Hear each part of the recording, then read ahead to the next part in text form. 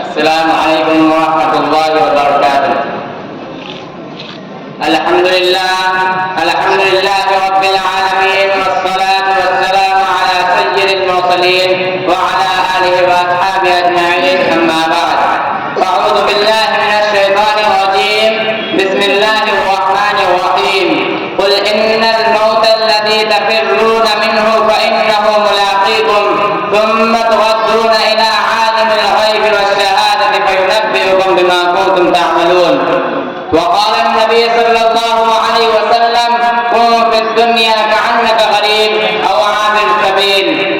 پیام مرگ سے اے دل کیوں تیرا دم نکلتا ہے، کہ پیام مرگ سے اے دل کیوں تیرا دم نکلتا ہے، مسافر روز جاتے ہیں یہ راستہ یوں ہی چلتا ہے، مومن کبھی ہوتا نہیں موت سے غائب، ایمان کا جوہر ہے بس اللہ سے ڈرنا ہے، عمل سے زندگی پر غافلوں کا صبر کرنا ہے، یہ کوئی جینا ہے جس کے ساتھ مرنا ہے، جگہ جی لگانے کی یہ دنیا نہیں ہے، یہ عبرت کی جا ہے تماشا نہیں ہے، ایک دن مرنا ہے آخر موت ہے، کر لے جو کرنا ہے آخر موت ہے۔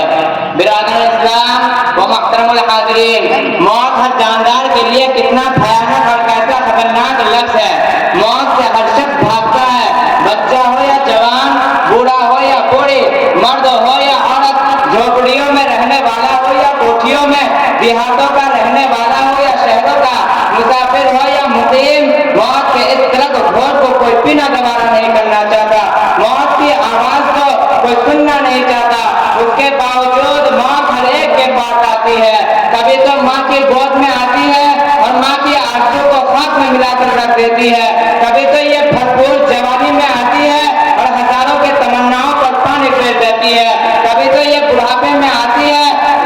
موت ہر ایک کے پاس آتی ہے، فرق اتنا ہے کہ آج ان کی تو کل ہماری باری۔ اسی کو اللہ رب العزت نے قرآن کریم میں اس طرح بیان فرمایا، قل ان الموت الذی تفرون منہ فإنہ ملاقیکم، اے نبی فرما دیجئے جس موت سے تم فرار کرتے ہو وہ کہیں ضرور ملے گی، اور تمہیں اس مالک کی طرف لوٹنا ہے جو تمہارے ظاہر و باطن، اندر و باہر کا علم رکھتا ہے، اور تمہیں کل قیامت کے دن جس میں اولین و آخرین جمع ہوں گے، نفسی نفسی کا عالم ہوگا اور تمہارے اعمال سے تنبیہ کرے گا۔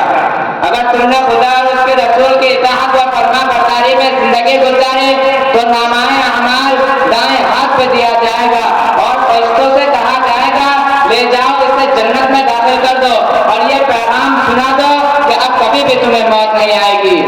اگر تم نے خدا اور اس کے رسول کے قانون کو توڑا اور مخلوق خدا کو تکلیف دینے میں زندگی گزاری، اگر تم نے حلال کو حلال اور حرام کو حرام نہ سمجھا تھا، رشوت اور سود سے تم نے اپنے جیب کو بھرا تھا، یتیم اور بیواہوں کی دولت پر تم نے ڈاکہ زنی کی تھی، تو کل قیامت کے دن ناکامی کا جھنڈا پیچھے کی طرف سے بائیں ہاتھ میں پکڑایا جائے گا اور فرشتوں سے کہا جائے گا لے جاؤ اس کمبخت کو جہنم میں منہ ڈال دو۔ میرے دوستوں،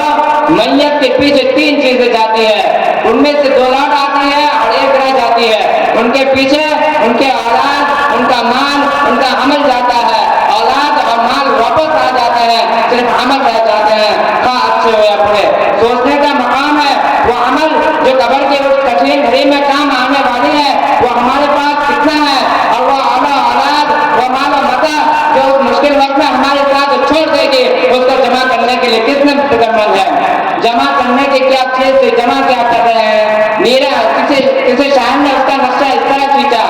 کہ کیا کیا دنیا سے صاحب مال گئے، کیا کیا دنیا سے صاحب مال گئے، نہ دولت ساتھ گئی نہ